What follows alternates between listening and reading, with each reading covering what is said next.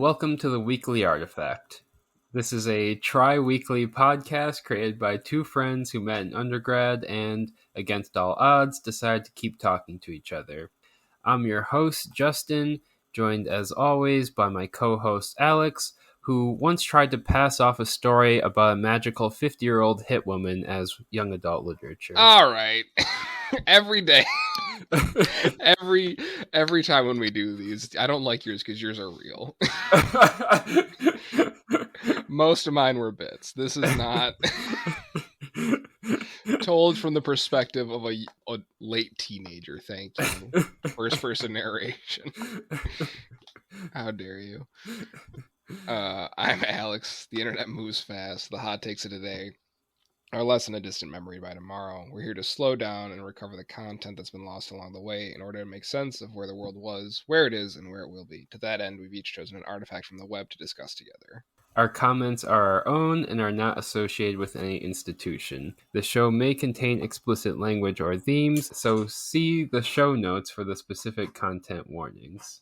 Justin, what do you have for us today? So this week, my artifact is an article from AZE Journal from 2018 titled Free Toy Included by Sydney Koo.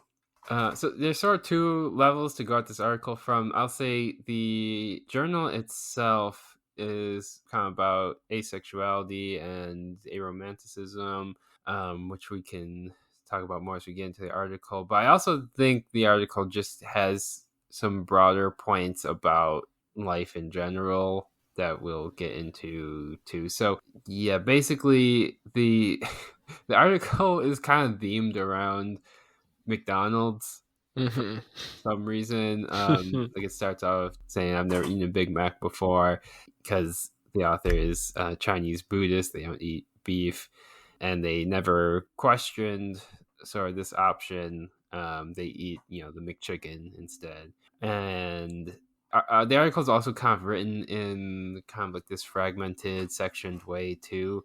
But anyways, it kind of goes from that until then also thinking about this in terms of like love and relationships and sex and kind of this idea of whether, you think of yourself as having options for those things as well. And they say, it's not that the right person is hard to find. I just don't get the point. Why do I need this right person? What purpose do they serve? It's like being told to bring a +1 to McDonald's for breakfast, except McDonald's is life and breakfast lasts forever. I mean, I could, but do I really have to? So it goes on.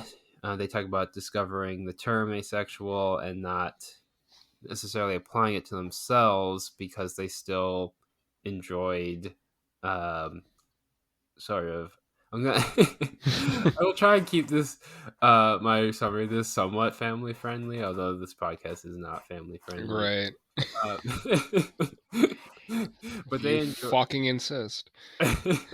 They enjoyed self-pleasure basically, so they didn't apply it to themselves, but they eventually developed kind of a more nuanced understanding of thinking about separating desire from attraction and what you can sort of do on your own versus what you do with other people and things like that.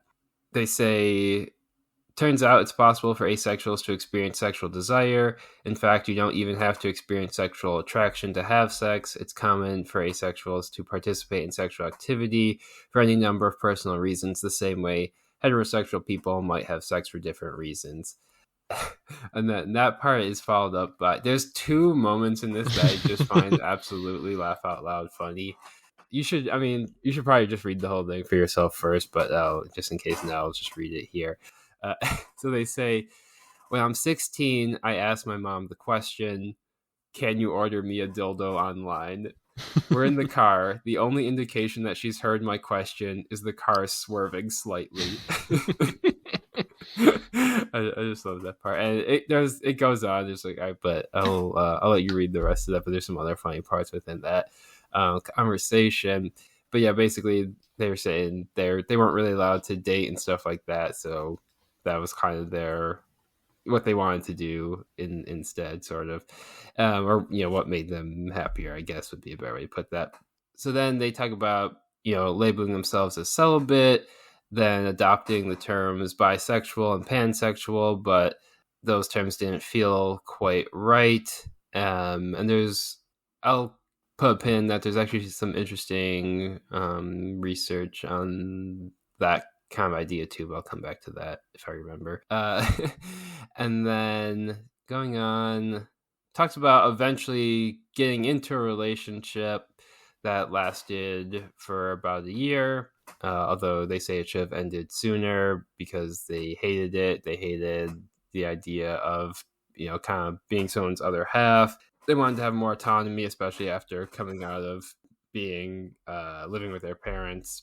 And then eventually talks about coming out to their parents as asexual. Or that's the implication that it's kind of a little bit ambiguous in the actual section, and that kind of just their parents' reaction to it. The dad says, "How do you know you don't like it if you've never tried it?"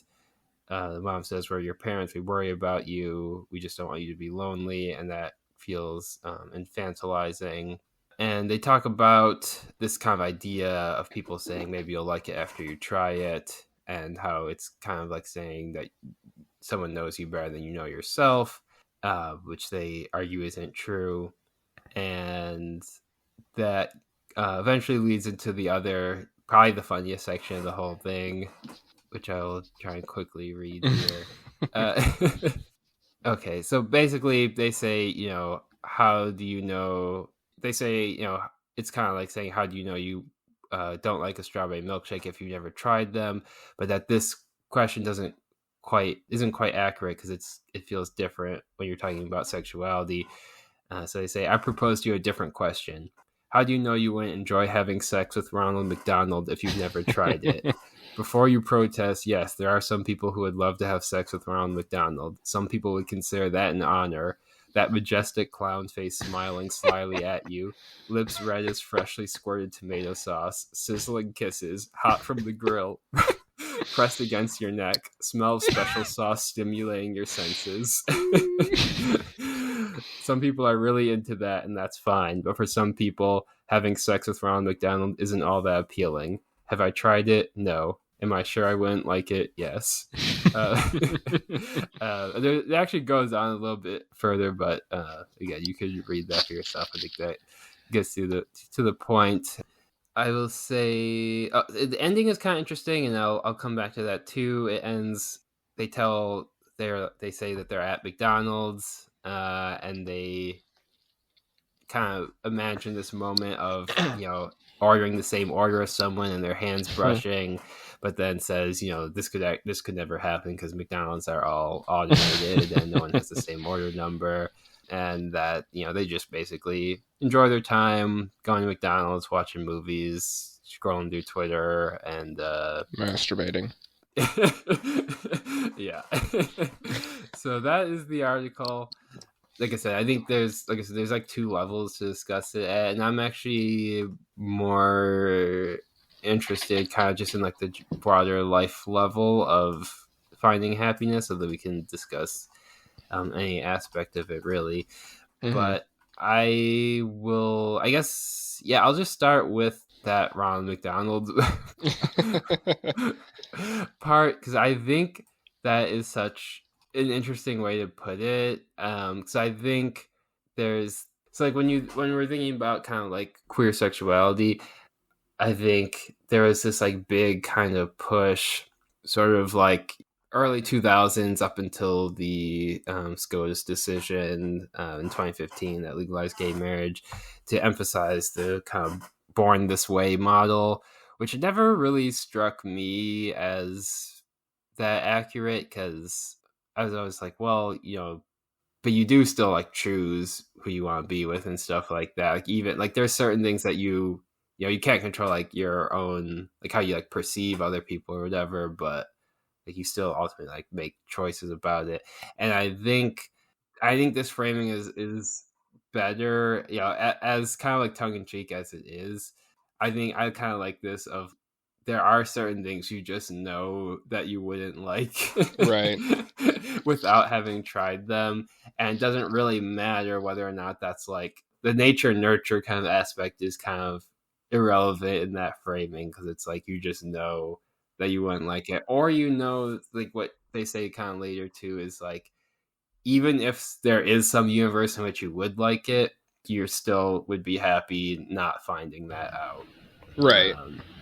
Yeah, I thought that was just very insightful, at the same time as being absolutely hilarious. Yeah, I think, well, that's like especially the second half, like, and it's like not even worth it. I think a big part of that sort of in the beginning, she lays out, she's like, I'm told the steps are as follows: to find the right person, fall in love, get married, live happily ever after. But like, are steps 1 through 3 mandatory? Aren't they not also optional? So it's just like, if you're like, she's already sort of found like happiness. Like, I mean, anybody can sort of find happiness, and if it's sort of not what is sort of expected or sort of what is considered the norm, like, is that, well, like, that, how, like, why does that have to be relevant really in any capacity? Yeah, I think people try and like tell you that there's like a certain way, like they try and project their own experience onto you of like either like how they're happy, and they're like, how could you be happy if you're not kind of doing the same thing I'm doing? Or I Mm-hmm. think more cynically, people will try and project like, why aren't you miserable in the same way that I'm miserable? Yeah, I was gonna say that. Which maybe the latter might actually be more common, but in the second kind of iteration of the Ronald McDonald thing that comes right after the part I read, that's where they talk about this could be true, but that they're fine with missing out on it. And I think, yeah, I just think that it also makes sense as kind of like a response to that sort of pressure to that people try and put on you to like live a certain type of life, or like this idea, like where does this idea come from that there are certain things you need to do in life in order to be happy, and how do we kind of like respond to that if that doesn't work for us? Mm-hmm. Yeah, I think just hey, you son of a bitch, I had to do this, now you do too. This is bullshit. I didn't make a mistake, everyone had to do this. This is just the way the world works.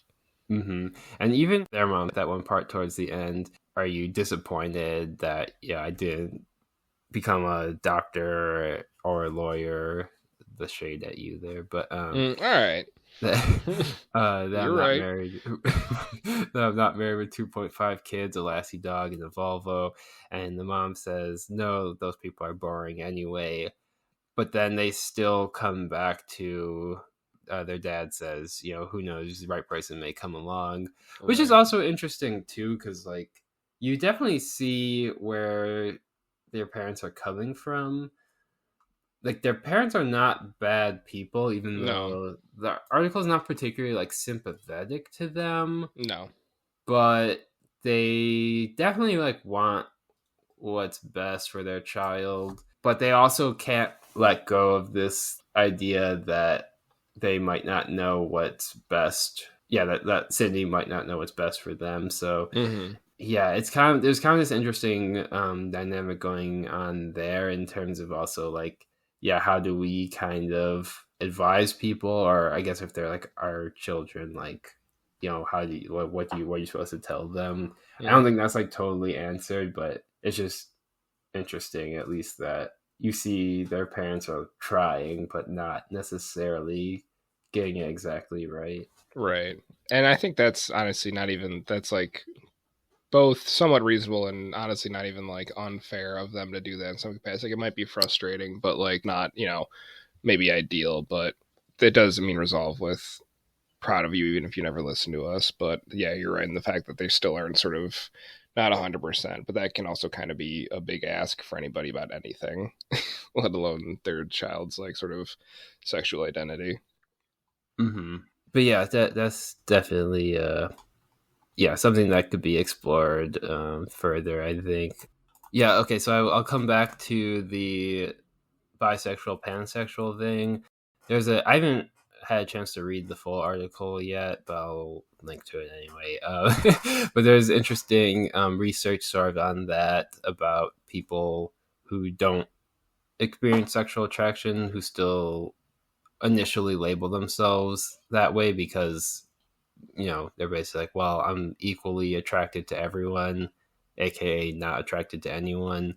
Mm-hmm. And there's kind of like this expectation that you're going to be sexual. So that's the thing people are, I guess, researching more now. That's interesting. It appears here. And a point that could be explored a lot, but I don't know how deep we'll get into it now. But yeah, I just think it's interesting. I was talking about this with someone else a little bit ago, but there's so much automation now that there's like not that much opportunity to like interact with other people. And I wonder how that affects us psychologically, culturally, whatever. I'm not putting like morality on it to say it's like a good or bad thing, but yeah, you do gotta wonder, like, is there any sort of impact, and not just for like that lack of interaction in that moment of ordering McDonald's, but then also like that snowballs kind of, and then the next time you need to interact with someone, you don't have that like experience of interacting with someone before. And I wonder if that's like, also related to, I feel like people in our generation and younger have like, anxiety talking to people on the phone and stuff, just because like you can basically do anything you want without talking to anyone. Like you could do all your shopping online, you could have food delivered directly to your house. You can make appointments for like doctors and stuff. Like you can do all that stuff online. And yeah, I just feel like that has to be having some sort of impact on how people see, themselves, the world, different sorts of community. I mean, I'm always going to come back to like capitalism being kind of at the heart of all this stuff, because I do think that human interaction generally is a good thing. Like it doesn't have to be towards any particular purpose, because like, well, I'm not saying like the robots are turning us asexual or something like that, because I think that is like a thing people sometimes at least subconsciously think, if not state outright. Like you see that, like I think people talk that way about like Japan and stuff sometimes, like, oh, there's so much technology over there, like that's why they're having like problems with like sexuality or something like that. So I don't think that narrative really holds up completely, but I do think it'll be good to have more interaction. But I think the solution to that is more like, if we're going to do this automation, it should be to the end of having people have more free time. Like if basically if I go to the gas station and like there's no cashiers working because it's all automated, like those cashiers should like then have that free time back for themselves. And we also need, things like public transit and like public meeting spaces and free parking and shorter work weeks and stuff like that, so that people can like hang out. Like, because right now it's kind of like everything's automated, but the cashiers are still like have to work and just like stand around not interacting with people, but just like cleaning up when the machines fail. So I think that's more of like the issue, but I just think it's interesting to include that in this article in this context and to like think about what that sort of means. Yeah, I think if the frogs are gay enough, I don't think we need the robots to make us asexual, but I'm sure that bumper sticker's on its way. Anyway, speaking of gay frogs and being canceled for gay jokes, I don't know. Huge.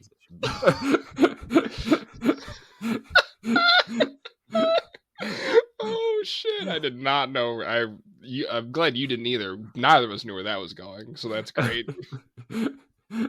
What's your artifact for this week? Oh my god. My artifact from this week comes from the failing New York Times, titled "Eddie Murphy is Bringing Eddie Murphy Back" from September 26, 2019, by Jason Zinnemann, which was an interview he did with Eddie Murphy at the right before the release of "Dolomite Is My Name," a real kick-ass comedy biopic that Eddie Murphy did that's on Netflix. And the article begins with an anecdote about a moment during the filming of that where Eddie Murphy sort of has an impromptu moment with an extra during a scene where Murphy's character is performing stand-up. And he talks about what sort of the cast and crew sort of experienced when that happened, and saying the director, Craig Brewster, we couldn't believe what we just saw. And Jason Zinnemann writes, what they saw was something that had been sorely missing from pop culture for more than 3 decades. Eddie Murphy, one of the funniest people to ever tell jokes in a microphone, doing stand-up. And the article sort of, there's a couple of different things this article talks about. It lists some of the projects that Murphy has lined up, the release of Dolomite, a deal with Netflix for a new stand-up special, and then him, the December of 2019, to be hosting SNL for the first time since 1984, as well as a sequel to Coming to America, which has since come out. And the talking about sort of Eddie Murphy's time as a stand-up, Zinnemann writes, it's hard to overstate how big an impact Eddie Murphy made in the 80s with his 2 specials, Delirious and Raw, performed both famously in leather suits. He became the most influential stand-up of his generation. Besides entering the discussion of who's the greatest cast member in the history of SNL, injecting cutting racial consciousness into the show that it lacked, his dynamic presence arguably saved the show from cancellation when it was struggling after the original stars left. And in the meantime, during all that, he became one of the biggest movie stars in the world after a string of blockbuster comedies, citing 48 Hours, Trading Places, and Beverly Hills Cop. Beverly Hills Cop being the 3rd highest grossing comedy of all time, that were all fueled by his singular charisma. And he sort of ends that section with saying, no one killed like Murphy did in the 80s. When I saw Raw in Washington as a teenager, the audience laughed so loudly that the people running the theater actually turned the movie off and asked us to be quieter. The interesting part of this article, sort of the part that's particularly worth commenting on, is talking about Eddie Murphy's own reflection on Delirious and Raw, those stand-ups. And so the article goes on to say, when Murphy is flipping through channels on television and stumbles across Raw, he cringes. The cocky jokes about women's and relationships reminds him, he says, of a breakup he was going through back then, quoting Murphy saying, I was a young guy processing a broken heart, kind of an asshole, he says.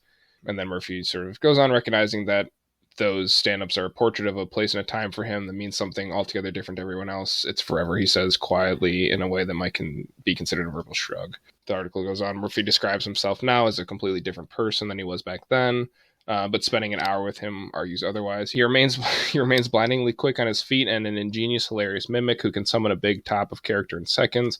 With a soft voice and laid-back manner, he can seem remote until he switches into a character, which he often does. Raising his volume and intensity, he commits firmly in the moment. And again, the article sort of goes back to talking about Dolomite for a bit and sort of the history of the person it's based on, and then sort of cuts back again to speaking about SNL and its current state of 2019 and sort of the controversy the show had been subject to recently for the hiring and then almost immediate firing of a cast member, Shane Gillis, after recordings of him making racist remarks on a podcast surfaced. Murphy, who has never owned a computer and described himself as, quote, as close as you can get to a technophobe. Murphy said he isn't concerned about new scrutiny of his comedy. He has been criticized for jokes on his specials that talked about fear of contracting AIDS from kissing gay men and used homophobic slurs. In the past, he cited such backlash as the reason he stopped doing stand-up. He also said stand-up stopped being fun, but now he regrets giving it up, and once he returns, he said he'll never abandon it again. The article sort of ends with a quote from Murphy. I went through all that stuff, so it's not scary, he said about controversies over jokes. He pointed out that he has been picketed, and he also apologized for material about AIDS that he now calls, quote, ignorant, before adding on the subject of anxiety by Comics Today with a quote, all this stuff they're talking about, hey, welcome to the club.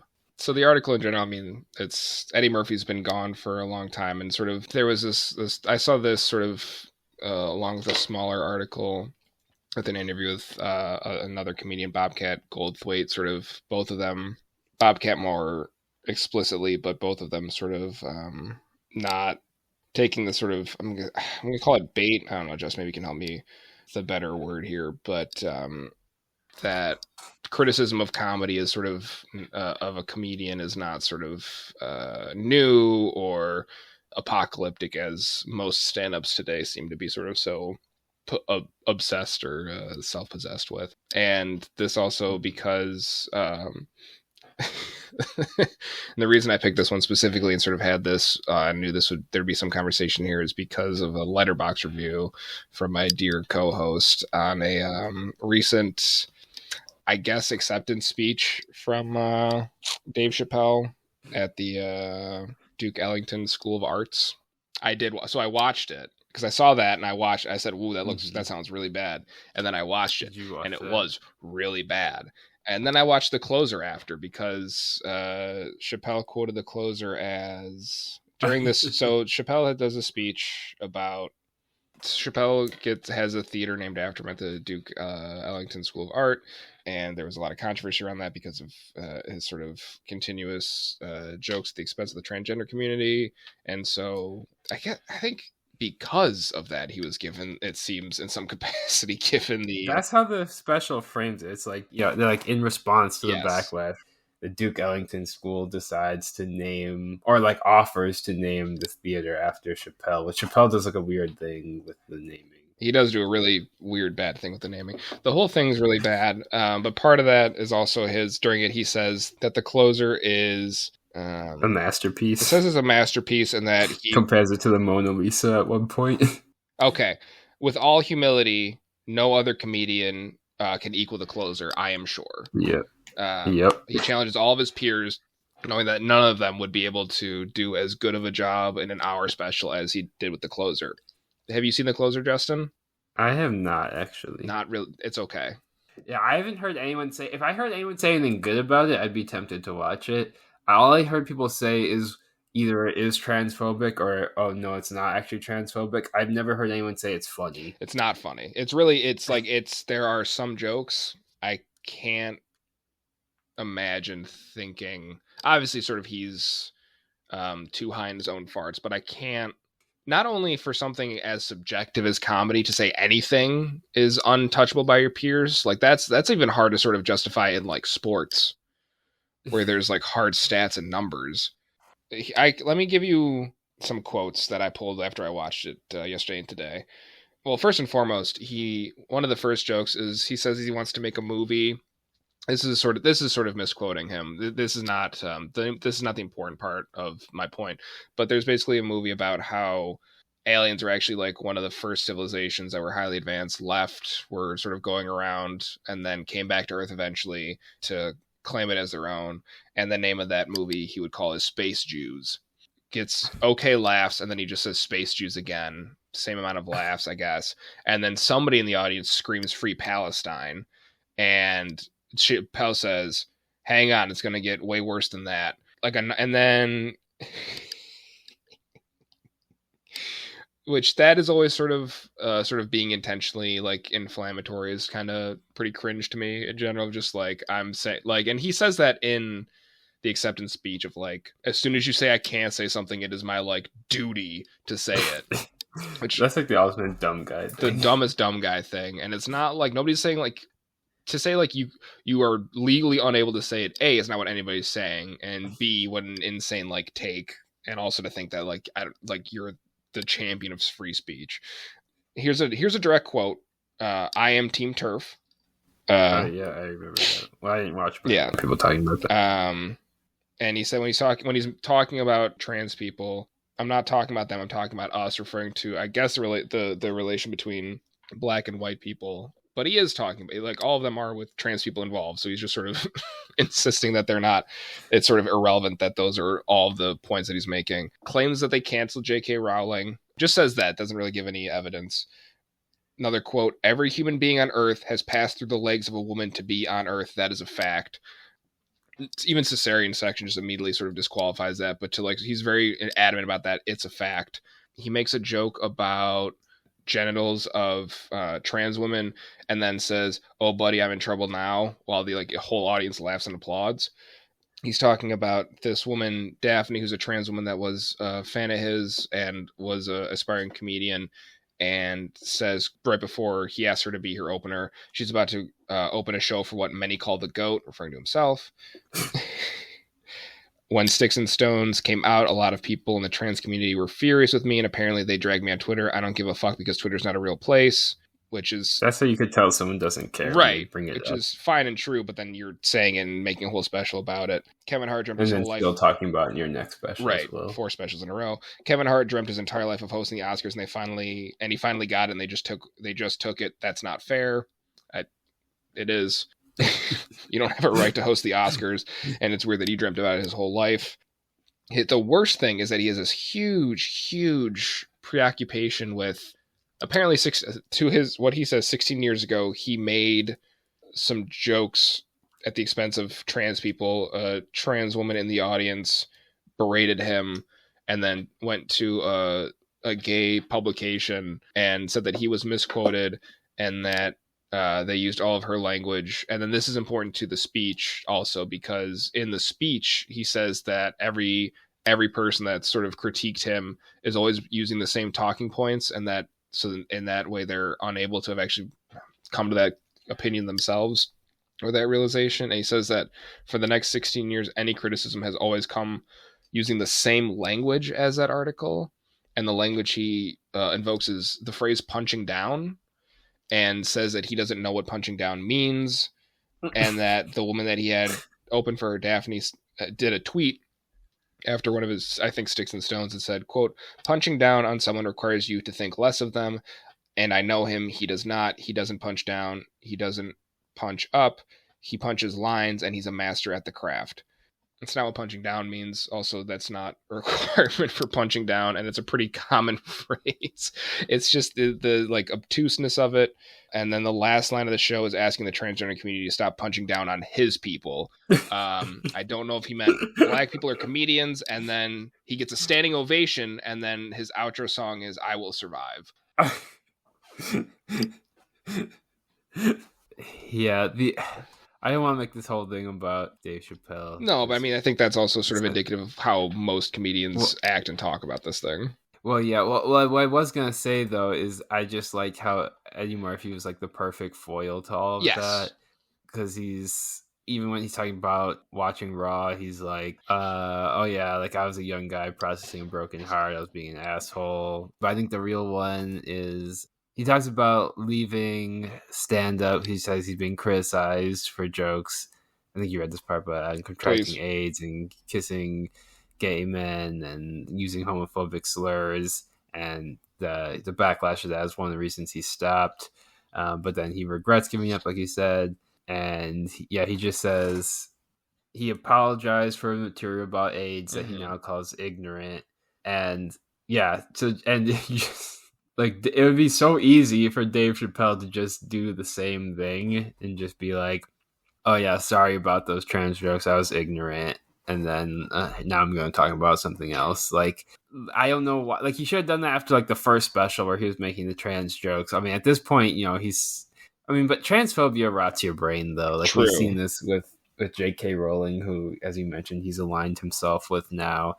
It's like once you go transphobic, it just becomes the only thing you can think about. But yeah, this article, I just love the way that Eddie Murphy's just like, "Oh yeah, no, I was dumb before, right? Now I'm smarter, and it's fine." And it's Eddie Murphy, and Eddie Murphy's also a perfect foil for this, because Chapelle in the acceptance speech says that he's the only person besides maybe Prince who ever was at the top of their game and walked away. Where famously Eddie Murphy retired for 30 years, was bigger, and is coming back. It's just like there's no sense, just completely void of reality of his own prestige and ability. Yeah, I think this article really just reveals how much of crybabies people like Chapelle and most comedians now almost all comedians are. They just go around complaining about being canceled. It's like on stage in a microphone to a standing ovation. Yeah, Eddie Murphy's just like, "Oh yeah, I got criticized, I left, and now I'm back." Yeah. He doesn't go off being like, "Yeah, I was canceled. They were trying to blackmail me or blackball me and keep me out of the profession and all this stuff." No, Eddie Murphy knows exactly what people who were smarter than him told him that he was messing up. He took some time, realized they were right, and now he's back. Right. That's all you have to do. None of this they were trying to legally ban me from comedy forever. It's no, because that's Dave Chappelle's thing too, and we can get into this, but he does not accept them naming the theater after him. Instead, he has it named. Do you have the exact name of it? Yes, it's a really bad name. Is also part of it. theater for artistic freedom and expression, and you can put my name out on the top whenever you feel like, to a standing ovation. What an ugly mouthful of a name that doesn't mean anything. Well, I mean, the artistic freedom and expression is I guess, freedom to be transphobic. Yeah, I guess, right. That's the big bit. Which is almost like worse than just naming it the Dave Chappelle Theater, because at least like Dave Chappelle was once upon a time a funny comedian. Yeah. And you could be like, well, the timing is horrible, but like you could definitely make an argument that makes sense to name the theater after Dave Chappelle. You know, he graduated from there and he went on to have an incredibly successful career. Like if you just left it there, that makes perfect sense. But to name it after him in response to him being transphobic, that's when it gets bad. And then it even gets worse to be like, and then we named it after what Dave Chappelle wanted us to name it after in response to him getting criticized specifically for being transphobic. It's like there's just so many levels of that where like basically just saying, yeah, the name of the theater is that we have the freedom to be transphobic. Exactly. Which is like legally true, but not something you should be like right, gassing yourself up about. Really just going to town with it. Like just imagine if in this article Eddie Murphy was like, yeah, but you know what? After all these years, I learned I have the legal right to be homophobic. Like, how much dumber of an article this would be. Right. And that's just where Dave Chappelle is at this point in his career, which is just very sad. Right. Oh, the only other thing I wanted to say about this article, and we're over time, is just that I thought the blaxploitation stuff was kind of interesting too. Mm-hmm. I need to watch some more blaxploitation films. And maybe watching Dolomite Is My Name, which is a very good movie people should watch. Maybe watching that has kind of influenced my thinking on it, but I agree with Eddie Murphy when he was talking about how Rudy Ray Moore like knew what he was doing and knew that it was funny. Yeah. Like versus where other people are just like, oh, look how bad and dumb this is. I thought his reading of that was a little bit better. But yeah, watch Dolomite Is My Name. Mm-hmm. Yeah, I mean, it's just sort of like to see somebody who, like, the king of all forms of comedy 30 years ago being like, yeah, it was me. It was fine. To like, and I didn't want to do it. I took some time off. I like was just hung out with my family. I didn't need to have a career. I didn't need to cry about it. And just be like, yeah. And now I'm back and Dolomite kicks ass and he's still Eddie. Like he says, I'm still Eddie. Like it didn't change. Mm-hmm. Yeah. So, you know, as long as you're Eddie Murphy, you'll always be safe. Yeah. Yeah. That might have been the laziest one yet.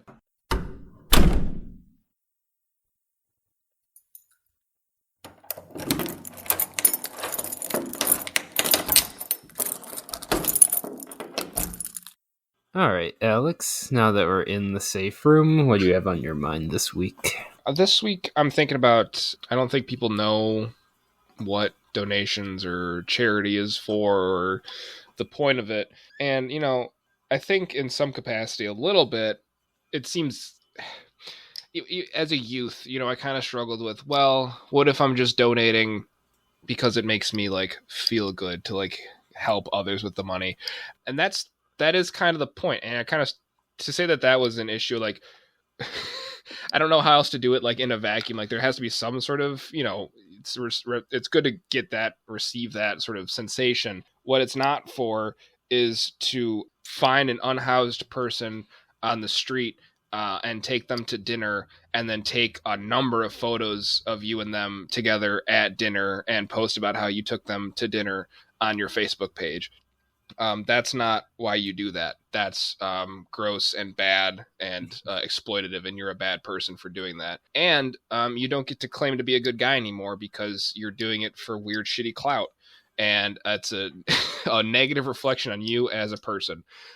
So all donations should be anonymous. And if you are to find a person who's less fortunate than you and treat them to a meal, the only thing you should be doing is making sure they're comfortable and you can ask or listen to engaging questions and conversations. Mostly just treat them like a person and not an object for you to get likes from. This has been my TED Talk. Thank you. Yeah, I think I largely agree with that. Yeah, I mean, charities should be able to, you know, promote themselves, obviously, but yeah, I think it's bad when I think a lot of rich people just use the charities to like build up their own, basically like remove the supervillain stink from them, which they otherwise deserve. Like, I think, yeah, whatever. And we see this all the time in like, I deal with undergraduates sometimes, and like if they have to write like about like write about someone who they like, consider like a good person or a hero or whatever, and like someone will always just pick like some random rich person and be like, Yep. yeah, look how much money they donate to charity, like this guy's so Nope. good. It's like it's like, yeah, it doesn't really like make you a good person. No. And like you said, like literally the only reason they are doing to charity is just that people like you will say that about them and like ignore all the other shit they're doing.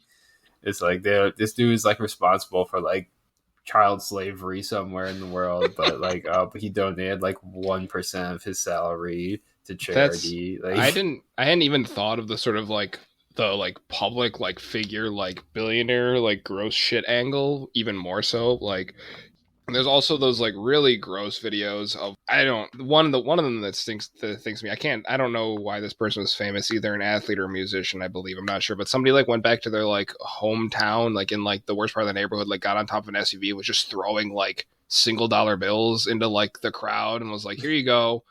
Or like, oh, somebody did fucking videos. The baby shared a video of himself giving a homeless man $100 for a portable radio. I don't think it's exactly right, but also just give him $100. Don't make it a weird thing. Don't make a video about it. But there's other videos a lot around there, just people like doing like weird shit. Like it's funny to like, I don't know, make a scene out of it. It's just, it just doesn't have to be like weird or gross. Like a good example, because I can't imagine that he hired the paparazzi to be there. But like Cam Newton, at least a couple of times, like would like order an extra meal from a restaurant and like give it to like a homeless person that was like by him, and like somebody would take a photo of it. He didn't tell anybody about that. It's just like he's just a famous person that somebody was following around. Like that is like that is a good way or a decent way to go about it. It's not posting about, this guy being in a shitty position really makes me think how lucky I am. All grace to God. Like and follow. mm-hmm. It's just so easy to be gross. Do you remember the video of that one guy throwing paper towels like they were basketballs after the hurricane in Puerto Rico? Is this Trump? Yeah. Is this Trump with the just shooting them out? Yeah. I was like, you're saying that, I'm like, all right, maybe it's Trump, and then you're like, after Puerto Rico, I was like, yeah, so it's almost certainly got to be Trump. Yeah, just a useless thing of just nobody needs like a paper even if they need a paper towel right now, man, just like hand it to him like a person. It's not like a little like, yeah, oh my, he's shooting a 3. I just looked at a photo. He's got the whole thing. Oh my God, the form, the focus of it all. Wow, there are a lot of angles and a lot of like each shot is like a paper towel in a different spot. You can make like a whole GIF out of this. Holy shit.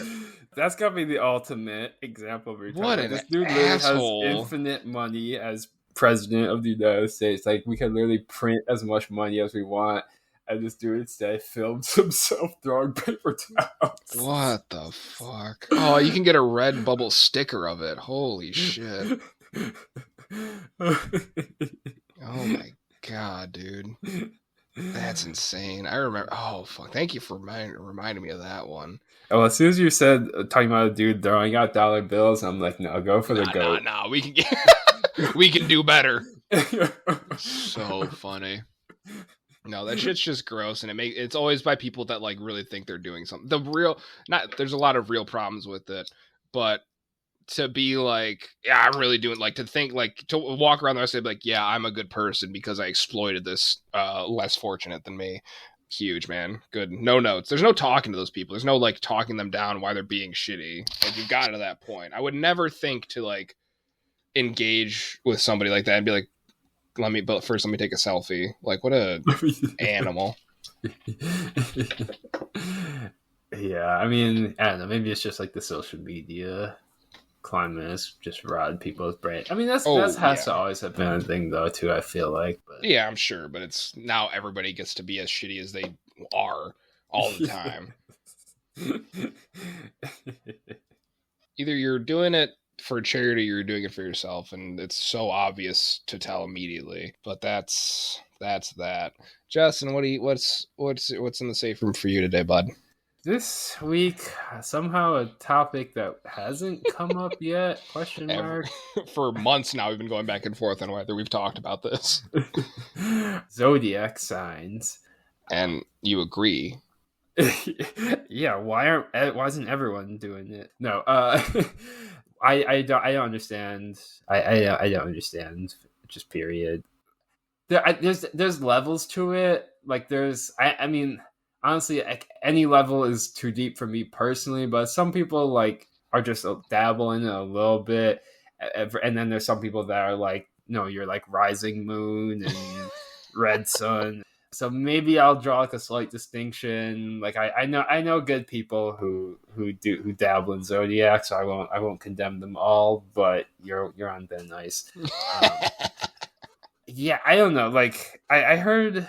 Well, I'll just say so. Like you're such a Sagittarius, dude. Honestly, I already forgot. I just Googled it. I went on Facebook to find your birthday and then Googled what that is. Yeah, someone just told me recently, and I'll forget again in like 3 weeks. I don't know what's worse though when someone tries to. You mean it's Justin? I'm not listening. The weakness of a Sagittarius is limited beliefs. So.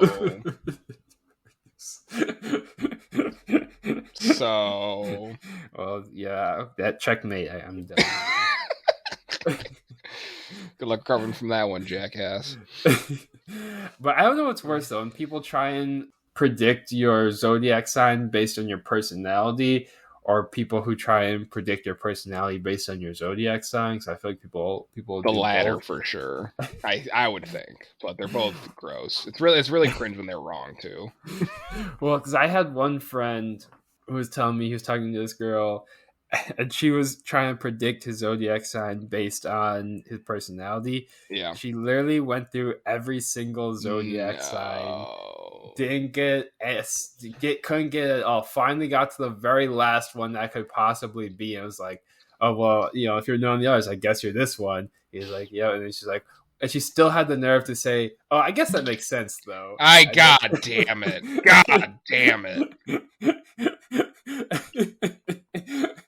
So stupid. I think that's worse, but the alternative is that you get those people who are like, oh, when's your birthday? And then you tell them like, oh, well, you don't really seem that way or something like that. It's yeah. What? I'm like, well, shouldn't that tell you something about zodiac signs though? Yeah. Or I guess the third option is I ask your birthday and then they're just like, yep, that fits you perfectly. But it doesn't matter what you said your birthday was. They just say it fit you perfectly no matter what. And that's how you should do it. That's clean. That's the only way you're going to get away with it. I respect that grift. That's huge. I mean, that's just like classic, like psychic tarot reader type shit. Yeah. Which I guess that's like the next stage of it, is people getting like the tarot reading, calling themselves witches and stuff like that. That's the Justin, please, we can't anger these many people all at once. I will say this though, I agree with you fully, and it is deeply both infuriating and embarrassing. But that being said, I am a Scorpio, and from what I can tell, the Scorpios are just the absolute just dogs of the zodiac side. So I'm all about I fuck with the hype I get. It's just like lock your doors, hide your daughters. Like that's huge. Hide your daughters and your sons, baby. Scorpios are down. That's hilarious. I back that up. Scorpio till I die, but that's just because I'm a. Well, anyway, you were saying? Go on. I'm looking up Scorpio now. It's like, it's hard because you get a lot of the language of like Tumblr brain people where they're just like, cute, but I'll cut you. And you're like, shut the, don't be fucking, you're embarrassing yourself. Scorpio is extremely clairvoyant. All right, gaming. Now I get it. Yeah, you know how like roughly 1 in 12 people are just clairvoyant, like extremely clairvoyant walking around. That's okay. Now to do it in the 1 out of 12 is actually hilarious. Yeah, if you're in a room with 12 people, one of them is likely to be extremely clairvoyant. You know how that goes. Because they were born in October or November. So Scorpios funny. lie in wait and strike when least expected. That one might be true because I'm still waiting for you to. Yeah, you still expect it is the problem, Justin. You've been doing a lot of lying in wait for the last 26 years. We're all waiting for you to strike. Buddy, when I strike, there's gonna be one of you left. Scorpio is a sign most closely associated with sex. Yeah, There's that was a mostly hyperlink here. 28 sex fetishes and kinks that are actually common. Why is this the hyperlink? Dude, you just got a lot of viruses. But if they're common, how is it for Scorpios? I don't know. Let me tell you one thing, though, Justin. I just looked up Sagittarius personalities. The number one positive trait is honest. The number one negative trait, hyperbolic. So... riddle me that one. Well, that one does make sense for me because I really am the greatest of all time. But that's not hyperbolic. That's just honest. Oh my god. I had somebody, I was like, yeah, I kind of think that they just sort of give you little baby words that can fit anybody if you catch them at the right minute of the day. And they're like, yeah, that's why you actually have to do the sun and not the moon. And that's where the real truth is. So you might be a Scorpio, but if you check your birth time, the time of day that you're born is actually way more relevant than the day of the month or the year. And I was like, okay. And then I looked it up and I was like, yeah, this is all pretty punch and play still. I'm like, yeah, I know, right? And I was like, not what I meant. Scorpio traits, mystical. What does that even mean? I'm mystical, baby. Mystical. If you gotta ask, you ain't a Scorpio. There's a regenerative, explorative, and even healing quality to the typical Scorpio sex life. You heard it here. Oh, man. All of this is probably getting cut. Oh. Well, maybe we'll keep sexual healing, please, Justin, please. Who are you healing with your sex? What the fuck? Everybody. All those lucky enough. Thanks to their watery nature, they're usually feeling their feelings and expressing them. Watery nature. Okay, Scorpio and friendship. Maybe this will reveal something to us here. It can be hard to read a new Scorpio friend at first, and they may come off as aloof, mysterious, or unemotive. You thought I was going to kill somebody. Yeah, I don't really know. That wasn't too mysterious. You just said you're going to kill someone. Yeah, just implied murder. Premeditated murder. But don't be fooled. There's a lot stirring beneath the surface. All right, yeah, we know that's wrong. All right. Yeah, and? Like their namesake, the Scorpion, Scorpios are slow and steady, but will sting when threatened. If you cross a Scorpio, prepare to get that stinger. Great, about to get that stinger crossing me like that. Shit. Shadowy side involves holding grudges, keeping secrets, and seeking revenge. All day. If they trust you, though, they'll be honest, dedicated, and loyal friend who is always there to lean on and tell secrets to. You know how that's just a thing Scorpios do? Like other people, if you cross them, they don't get upset. Yes. And other people, if they trust you, they won't be honest with you. But Scorpios are different. They're just different like that. Correct. Career and money. Scorpios love hanging out in dimly lit regions of the subconscious. What the fuck? Make wonderful therapists, astrologers, tarot readers, archetypes of any sort. Grifter. I am hyper psycho aware. What the fuck was it? Clairvoyant, yeah. Of course. Obviously. Oh man. Financial advisor, another possible career for you. Yeah. Give me all your money. You could be a tarot reader or a financial advisor. Same I love when thing. my financial advisor does tarot reading on the side. Hey, I got Scorpio compatibility right here. Scorpios typically gravitate towards folks who can help them understand the deepest and most true parts of human nature and tear down societal taboos along the way. Might bring sexual chemistry, but not much long-term potential. If there's any way to describe our relationship, it's a lot of sexual chemistry with not a lot of long-term potential. Yeah, That's exactly true. Yeah, this is all accurate. True. Anyway, yeah, we should probably 10 minutes of this last conversation is getting cut. So we should probably wrap up here. That's our show. See the show notes for a link to view the articles for yourself and view the endnotes. Artwork by jasartstudios. Music produced by Nicholas Pizzuto. Rate us 5 stars on Apple Podcasts. Follow us on Facebook and tell a friend or enemy about the show. Join us again in, we'll say 3 weeks as we find 2 new texts to discuss. Overrated, underrated, perfectly rated. Dunk fests on anybody that gets their NFTs stolen.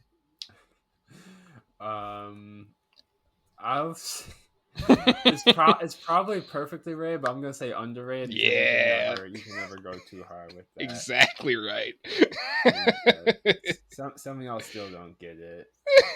3 slurp juices. What the fuck are these? What? Do you remember? Did you see that one? The slurp juices? No. Wait, was that the one? Wait, was that the NPR one you were telling me about with like Justin Bieber or some shit? No. What the fuck? A slurp juice? All right, let me. Wait. Why did I Google 3 slurp juices on a single ape meme? Wait, what? Yeah, hold on, let me find the original. I just had it here. It disappeared. All right, here we go. No, okay, here we go. A lot of y'all still don't get it. Ape holders can use multiple slurp juices on a single ape. So if you have 1 astro ape and 3 slurp juices, you can create 3 new apes. Tonight's slurp juice mint event is essentially a minting event for both lab monkeys and special forces. What the fuck?